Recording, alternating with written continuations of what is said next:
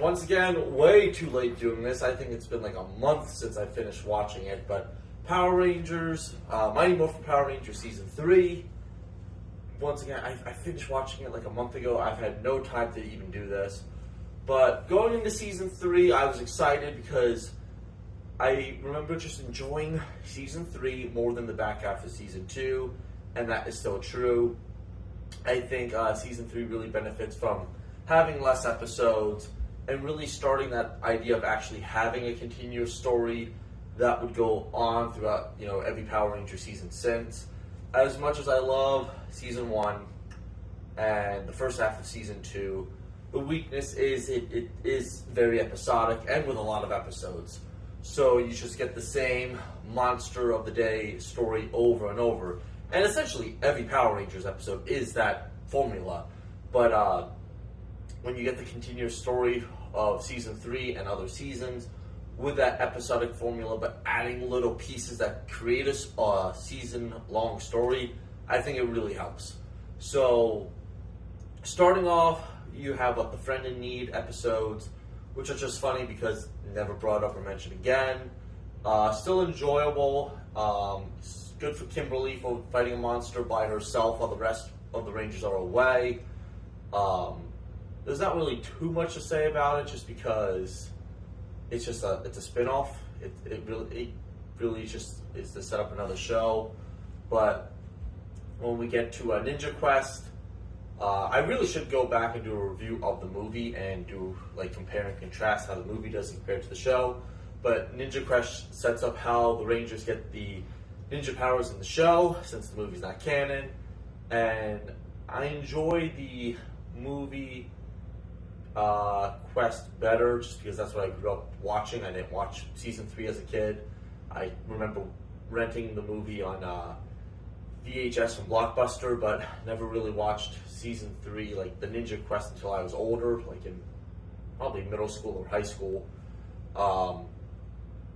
I saw Season 3 episodes as a kid on reruns on Fox when I was little.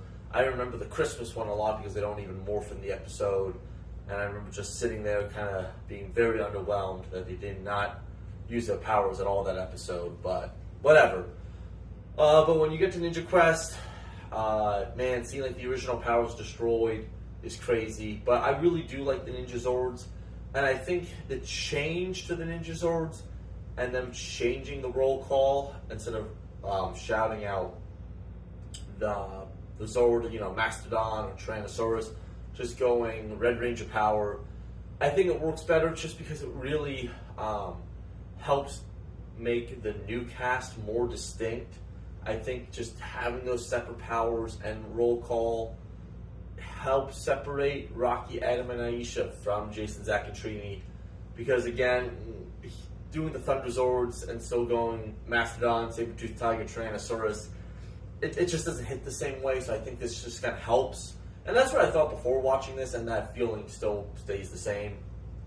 So I still wish, even if you go back to Season 2, they changed the suits for the new cast just to really let them stand on their own a lot better. But this is what we got, and again, by the time Season 3 comes along, I like the new cast much more.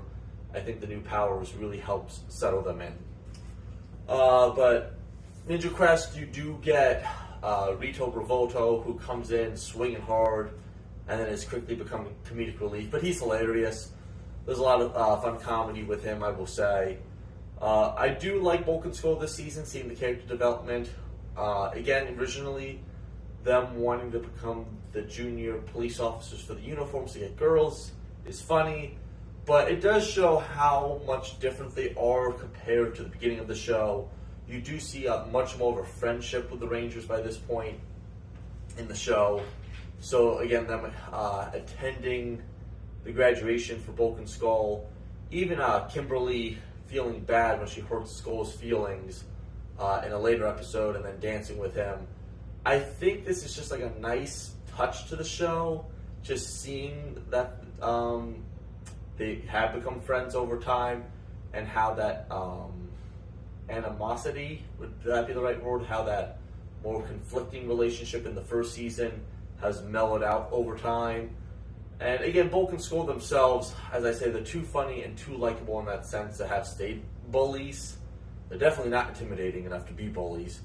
But that progression into comic relief and having a more friendly relationship with the Rangers, I think works to the show's benefit. So the main storyline this season is pretty much Kimberly leaving the show since Amy Jo Johnson wanted to leave. And then that's how you get introduced to Kat. And this takes up a good chunk of the middle of the season. I think after Ninja Quest, it's a lot of one-off episodes until Kat's introduced. You get Rocky, switching places with his teacher for a day. You get Rocky and his uncle, who's like a famous football player in the show. You get the episode with Adam and some type of lamp with his heritage. Those are the ones that stand out to me. They seem to be like the most character focused in terms of focusing on a Ranger that's not Tommy or Kimberly. But then once you get to Kimberly starting to make her way out, Kat coming on in, it's about pretty much Tommy, Kimberly, and Kat. Kimberly leaving is done much better than the previous three just because she gave them notice and they worked it into the story. So there's a good amount of build-up and a payoff to it. And I think I did watch this a little bit as a kid. And you feel it a lot more because the actress is actually there. And I will say, again, when Kat joins the team, I like it more so this time in Season 3 than Season 2. You have the different powers. And by this point, the team is so different now with Kimberly being gone, Billy being the only one of the original 5. It helps having Kat be there with Rocky, Adam, and Aisha, just because you have those all newer Rangers.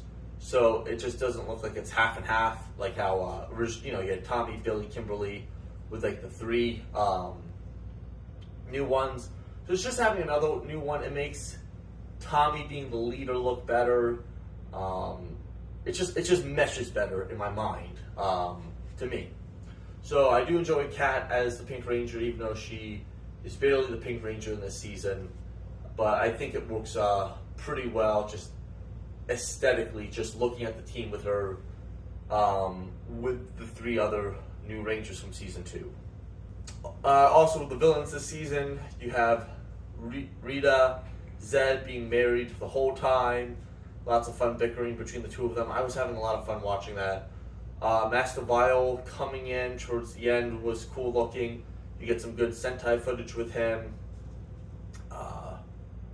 It's just crazy how I did not start Alien Rangers yet. I just have not had the time.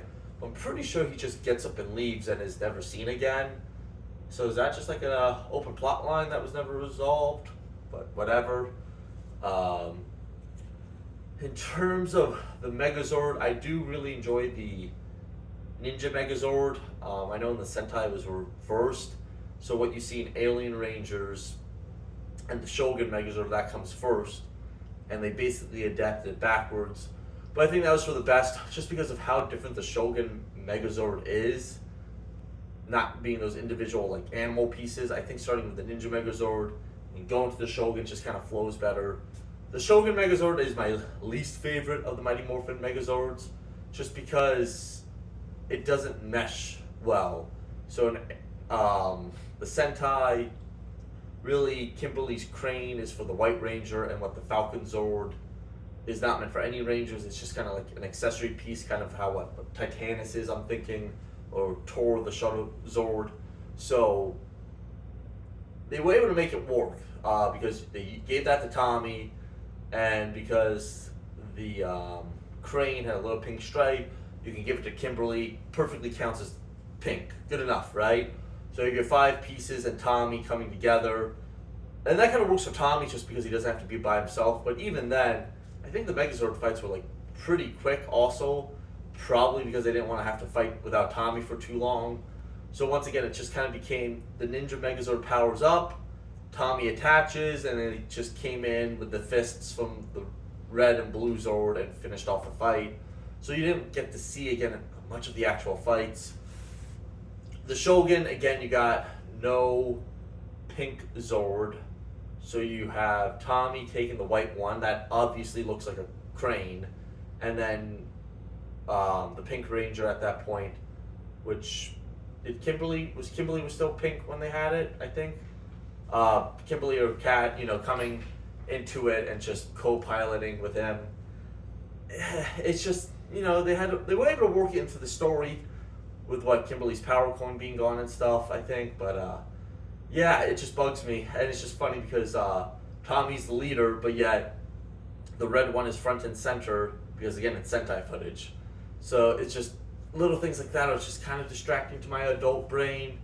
Not that much. I know what I'm watching. I'm watching Power Rangers. I'm not gonna think too much about it. It's just those funny little things you notice as an adult, where how the show was put together. But yeah, I enjoy season 3 of Mighty Morphin Power Rangers. I think writing wise, having the story arcs in terms of actual writing perspective puts it above the previous seasons.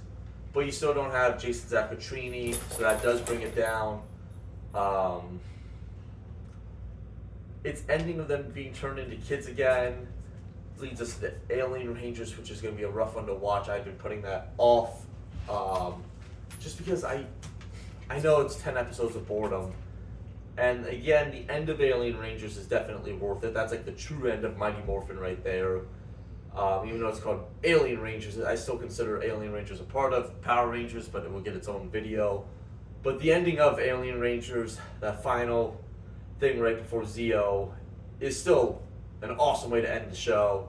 It just thinks it goes under the Alien Rangers banner and not the Power Rangers banner, if you're getting that specific.